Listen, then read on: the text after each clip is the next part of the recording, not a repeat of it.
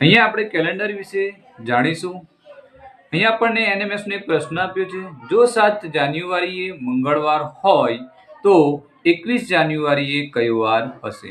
તેની સિમ્પલ રીત છે કે 7 જાન્યુઆરી મંગળવાર એટલે 14 તારીખે પણ મંગળવાર અને 21 જાન્યુઆરી પણ મંગળવાર આવશે। હવે આપણે બીજો એક દાખલો લઈએ છીએ કે 1 જાન્યુઆરી રવિવાર છે તો 1 ફેબ્રુઆરી કયો વાર હશે? તો અહીંયા આપણને ખબર છે કે જાન્યુઆરીના દિવસ કેટલા હોય? તો કે 31। ત્યારબાદ 1 ફેબ્રુઆરી એટલે કે ફેબ્રુઆરીનો એક દિવસ લેવાનો છે। ટોટલ અહીંયા થાય છે 32 દિવસ। હવે 32 ભાગ્યા 7 કરવાના છે। 32 ભાગ્યા 7, 7 ચોક 28। અહીંયા આપણને 4 દિવસ વધે છે એટલે 1, 2, 3 અને 4। અહીંયા આપણે રવિવાર હતો તો અહીંયા પણ રવિવાર લઈશું। રવિ, સોમ, મંગળ અને બુધ માટે 1 ફેબ્રુઆરીએ બુધવાર હશે। હવે સામાન્ય રીતે વર્ષના 365 દિવસ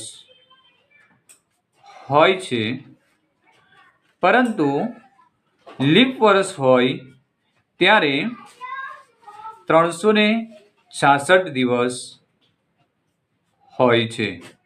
એટલે કે જ્યારે લીપ વર્ષ હોય ત્યારે ફેબ્રુઆરી માસમાં એક દિવસ ઉમેરાય એટલે 29 દિવસ થાય છે। બીજો પોઈન્ટ છે આપણો કે જાન્યુઆરીમાં કેટલા દિવસ? ફેબ્રુઆરી, માર્ચ, એપ્રિલ, મે, જૂન, જુલાઈ, August, September, October, November, December. જાન્યુઆરીમાં 31, ફેબ્રુઆરીમાં 28 અને જો લીપ વર્ષ હોય તો 29, માર્ચમાં 31, એપ્રિલમાં 30, મેમાં 31, જૂનમાં 30, જુલાઈમાં 31, ઓગસ્ટમાં 31, સપ્ટેમ્બરમાં 30, ઓક્ટોબરમાં 31, નવેમ્બરમાં 30 અને ડિસેમ્બરમાં 31। હવે એની બીજી રીત સિમ્પલ બતાવજો। આપણે અહીંયા ગણીએ જાન્યુઆરી, ફેબ્રુઆરી, માર્ચ, એપ્રિલ, મે, જૂન અને જુલાઈ, ઓગસ્ટ, સપ્ટેમ્બર, ઓક્ટોબર, નવેમ્બર અને ડિસેમ્બર। એટલે આ જે ટેકરાવાળો ભાગ આવે છે એ ડિસેમ્બર ત્યાં 31 છે અને ખાડાવાળા ભાગમાં 30 દિવસ આવે છે। હવે આ યાદ રાખીએ, એના ઉપરથી આપણે સરવાળો કરી શકીએ છીએ। બીજું, અઠવાડિયાના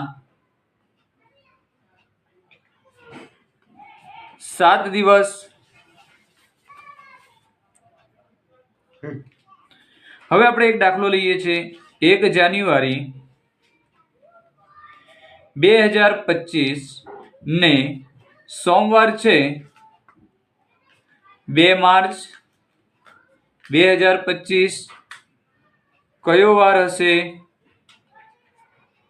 તો અહીંયા આપણે જોઈએ કે જે 2025 એ લીપ વર્ષ નથી અને લીપ વર્ષ ના હોય એટલે ફેબ્રુઆરીમાં 28 દિવસ આવશે।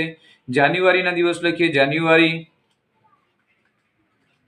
31, ફેબ્રુઆરી 2025 એ લીપ વર્ષ નથી માટે એના 28 દિવસ અને જાન્યુઆરી, ફેબ્રુઆરી અને માર્ચ। માર્ચમાં અહીંયા આપણને 2 દિવસ બતાવ્યો એટલે અહીંયા લખીશું માર્ચ, માર્ચના 2 દિવસ। હવે ત્યારબાદ એનો સરવાળો કરીશું। 8 ને 2 10, 10 ને 1 11, 3 ને 4 ને 2 6। હવે 6 ભાગ્યા અઠવાડિયાના 7 દિવસ માટે ભાગ્યા 7 કરીશું.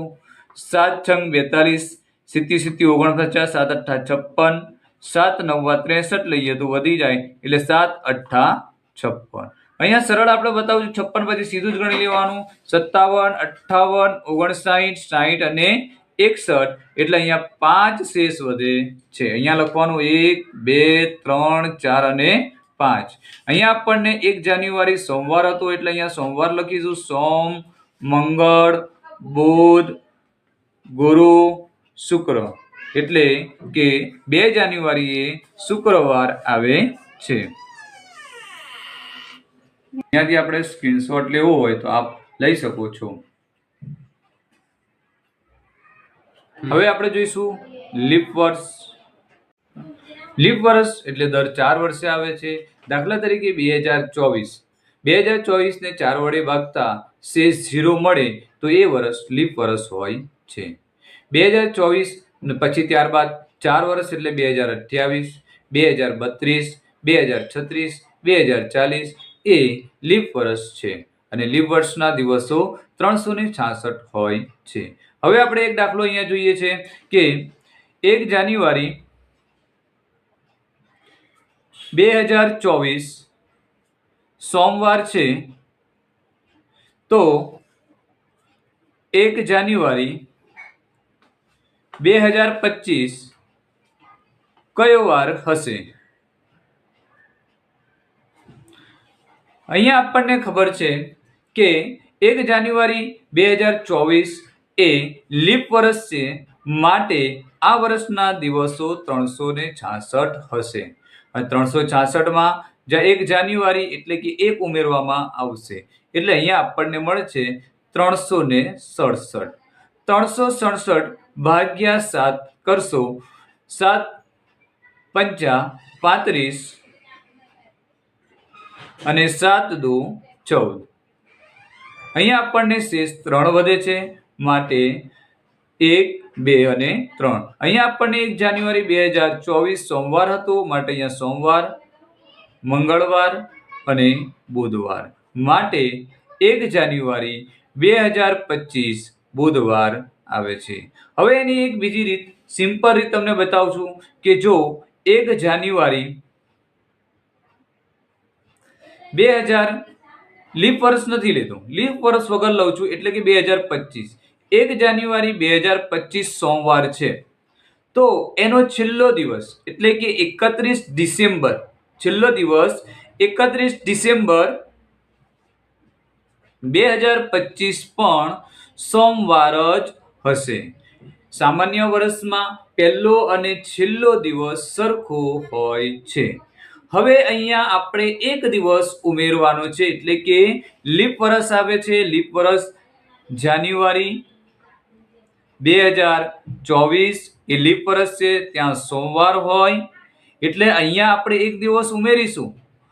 ડિસેમ્બર 31 ડિસેમ્બર 2024 સોમવાર પછીનો વાર એટલે કે મંગળવાર, મંગળવાર આવે છે. હવે આપણને ખબર છે કે 31 ડિસેમ્બર પછી આવે 1 જાન્યુઆરી 2025 આવે છે, એના પછીનો જ દિવસ છે માટે મંગળવાર પછી બુધવાર આવે છે. તો આ પણ એક આપણી સરળ અને સીધી રીત છે કે જેનાથી પણ આપણે સમજી શકીએ છીએ. અહીંયા હવે ફરી એક દાખલો લઈશું. 1 ફેબ્રુઆરી 2025 રવિવાર છે. 3 જુલાઈ 2025 કયો વાર હશે? પહેલા તો આપણે એ જોઈશું કે લીપ વર્ષ છે કે નથી. તો અહીંયા 2025 એ સામાન્ય વર્ષ છે માટે અહીંયા ફેબ્રુઆરીના 28 દિવસ આવશે. ફેબ્રુઆરી 1 જાન્યુઆરી 1 ફેબ્રુઆરીથી ચાલુ થાય છે એટલે ફેબ્રુઆરીના પૂરા દિવસ 28 લઈશું. ત્યારબાદ માર્ચના 31, ત્યારબાદ એપ્રિલના 30, મે 31, જૂન 30 દિવસ લઈએ છીએ. હવે આપણને 3 જુલાઈ આપેલા છે એટલે અહીંયા આપણે ટોટલ 3 દિવસ લેવાના છે. જુલાઈના માત્ર ને માત્ર 3 દિવસ લેવાના છે. હવે આનો સરવાળો કરીશું. 8 ને 1 9, 9 ને 1 10, 10 ને 3 13, 13 3 વધી 1, 2 ને 1 3, 3 ને 3 6, 6 ને 3 9, 9 ને 12, 12 ને 3 15. અહીંયા આપણને ટોટલ મળે છે 153. હવે 153 ને 7 વડે ભાગવાનું છે, એટલે 153 ભાગ્યા 7. 7 એકુ 7, 7 દુ 14. 15 માંથી 14 જાય એટલે 1, ઉપરથી ઉતાર્યા 3, 7 એકુ 7. 13 માંથી 7 જાય એટલે આપણે સીધી ગણતરી કરવાની છે. 8, 9, 10, 11, 12 ને 13. અહીંયા આપણને 6 શેષ વધે છે. એટલે અહીંયા આપણે લખવાનું 1, 2, 3, 4, 5, 6. અહીંયા આપણને 1 ફેબ્રુઆરી રવિવાર આપ્યો છે, માટે પહેલા દિવસથી રવિ, સોમ, મંગળ, બુધ, ગુરુ અને શુક્ર. એટલે કે 3 જુલાઈ 2025 શુક્રવાર હશે.